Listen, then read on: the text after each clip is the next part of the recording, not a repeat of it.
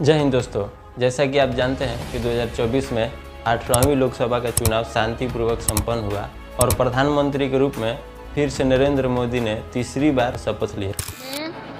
मैं नरेंद्र दामोदर दास मोदी ईश्वर की शपथ लेता हूं कि मैं विधि द्वारा स्थापित भारत के संविधान के प्रति सच्ची श्रद्धा और निष्ठा रखूंगा। इस वीडियो में हम प्रधानमंत्री की नियुक्ति से लेकर के प्रधानमंत्री पद पर हटाए जाने तक की प्रक्रिया को समझने की कोशिश करेंगे। भारतीय संविधान के अनुच्छेद 74 में यह प्रावधान किया गया है कि राष्ट्रपति को उनके कार्यों में सहायता और सलाह देने के लिए एक मंत्री परिषद होगी।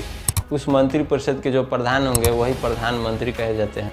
इन मंत्री परिषद के बातों को राष्ट्रपति तक और राष्ट्रपति की बातों को मंत्री परिषद तक पहुंचाने का काम प्रधानमंत्री करते हैं।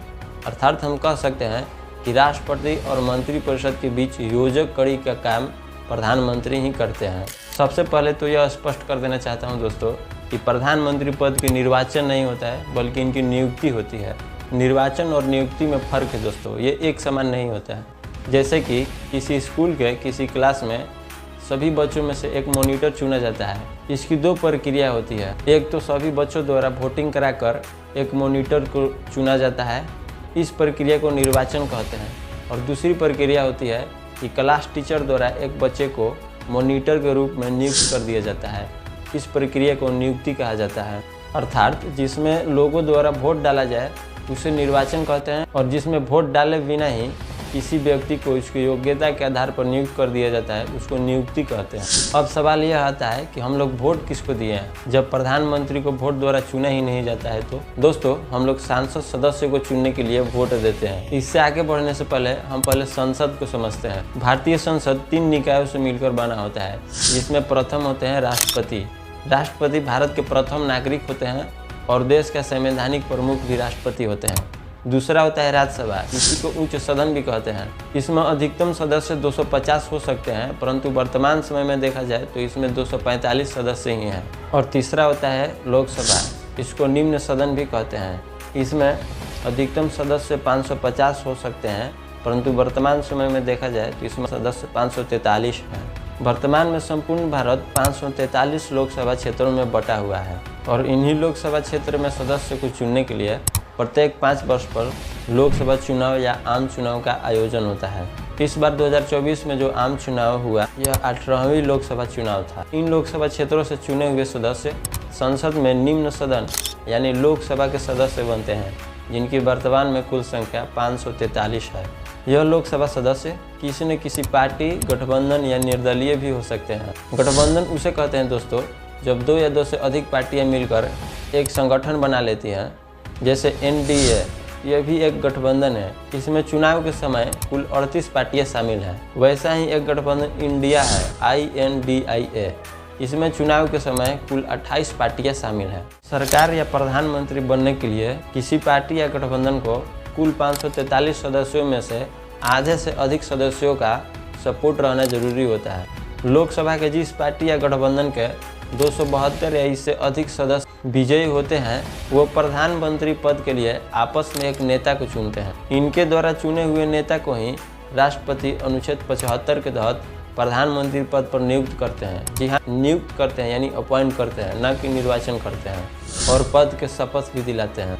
इसके अलावा मंत्रिमंडल के अन्य मंत्रियों की नियुक्ति भी प्रधानमंत्री के सलाह पर राष्ट्रपति ही करते हैं। 91वां संविधान संशोधन 2003 के तहत यह प्रावधान किया गया कि इस मंत्री परिषद में प्रधानमंत्री सहित कुल मंत्रियों की संख्या लोकसभा के कुल सदस्य के 15% से अधिक नहीं होना चाहिए। प्रधानमंत्री पद के लिए उम्मीदवार नेता को किसी भी सदन, लोकसभा या राज्यसभा का सदस्य रहना अनिवार्य है, और अगर वह किसी भी सदन के सदस्य नहीं है तो शपथ ग्रहण करने के 6 माह के भीतर उनको किसी भी सदन का सदस्य बनना अनिवार्य होता है। प्रधानमंत्री इंदिरा गांधी, HD देवगौड़ा, IK गुजराल और मनमोहन सिंह जैसे प्रधानमंत्री ऐसे प्रधानमंत्री थे जो राज्यसभा के सदस्य थे। बाकी इनके अलावा सभी प्रधानमंत्री लोकसभा सदस्य ही रहे हैं। जैसे कि नरेंद्र मोदी बनारस लोकसभा क्षेत्र के सदस्य हैं। प्रधानमंत्री पद के लिए उम्मीदवार नेता चाहे किसी भी सदन के सदस्य हों, परंतु उनको लोकसभा में बहुमत पेश करना अनिवार्य होता है। बहुमत यानी किसी पार्टी या गठबंधन के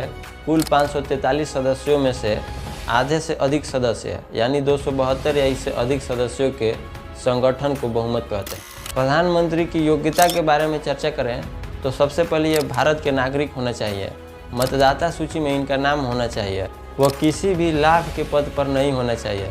इसका मतलब है वो किसी भी सरकारी पद पर नहीं होना चाहिए और वो पागल या दिवालिया भी नहीं होने चाहिए। इनकी उम्र कम से कम 25 वर्ष होनी चाहिए, परंतु यदि उम्मीदवार राज्यसभा के सदस्य हैं कि इनकी उम्र 30 वर्ष हो जाती है, क्योंकि राज्यसभा सदस्य बनने के लिए न्यूनतम आयु 30 वर्ष होती है। उम्मीदवार पर कोई भी आपराधिक मामला दर्ज नहीं होने चाहिए। इसका मतलब है कि उम्मीदवार का क्रिमिनल रिकॉर्ड बिल्कुल साफ होना चाहिए। भारत में एक ही व्यक्ति चाहे जितनी भी बार प्रधानमंत्री बन सकते हैं, संविधान में इसका कोई लिमिट नहीं है दोस्तों। वैसे तो सामान्य रूप से देखा जाए तो प्रधानमंत्री का कार्यकाल 5 वर्षों का होता है, लेकिन कोई भी प्रधानमंत्री अपने पद पर तब तक बना रह सकता है जब तक उसे लोकसभा में बहुमत प्राप्त है। 5 वर्ष से पहले यदि प्रधानमंत्री को लोकसभा में बहुमत खो देते हैं, यानी लोकसभा के 272 सदस्यों में से एक भी सदस्य अपना समर्थन वापस ले लेता है, तो प्रधानमंत्री को अपने पद से इस्तीफा देना पड़ता है और इस प्रकार सरकार गिर जाती है। बहुमत की जांच करने के लिए समय समय पर विपक्ष द्वारा अविश्वास प्रस्ताव पेश किया जाता है, यानी प्रधानमंत्री के पक्ष में 272 सदस्य हैं भी या उससे कम है, इसकी जांच के लिए अविश्वास प्रस्ताव पेश किया जाता है। सबसे ज़्यादा अविश्वास प्रस्ताव श्रीमती इंदिरा गांधी के खिलाफ पेश किया गया था। श्रीमती इंदिरा गांधी के खिलाफ कुल 15 बार अविश्वास प्रस्ताव पेश किया गया था, जो अब तक किसी भी प्रधानमंत्री के खिलाफ इतना ज़्यादा अविश्वास प्रस्ताव नहीं पेश किया गया है। इसके जवाब में सत्ता पक्ष द्वारा विश्वास प्रस्ताव सिद्ध करना होता है, यानी सत्ता पक्ष यह सिद्ध करता है कि उसके समर्थन में लोकसभा के 272 या उससे अधिक सदस्य हैं। जैसे हर बार श्रीमती इंदिरा गांधी ने विश्वास प्रस्ताव पेश करके यह बताया कि उनके समर्थन में लोकसभा सदस्यों में से 272 सदस्य या उससे अधिक सदस्य उनके समर्थन में थे। यदि सत्ता पक्ष विश्वास प्रस्ताव पेश नहीं कर पाता है तो उनकी सरकार गिर जाती है। ऐसा भारतीय संविधान में 3 बार हुआ है जब सत्ता पक्ष अपना विश्वास प्रस्ताव नहीं पेश कर पाया और उनकी सरकार गिर गई। 1990 में विश्वनाथ प्रताप सिंह थे प्रधानमंत्री, वह भी अपना विश्वास प्रस्ताव पेश नहीं कर पाए थे। 1997 में HD देवगौड़ा प्रधानमंत्री थे, ये भी अपना विश्वास प्रस्ताव पेश नहीं कर पाए थे।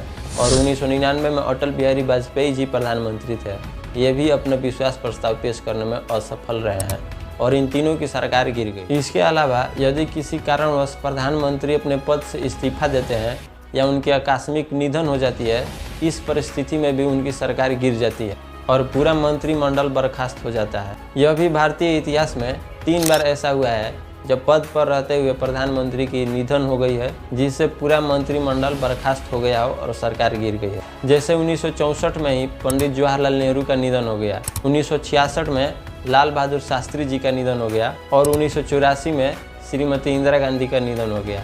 इन तीनों प्रधानमंत्री के निधन के बाद इनका पूरा मंत्रिमंडल बर्खास्त हो गया था दोस्तों। आज तक सभी प्रधानमंत्रियों में सबसे लंबा कार्यकाल पंडित जवाहरलाल नेहरू का था, जो लगभग 16 वर्ष और 286 दिन प्रधानमंत्री पद पर थे।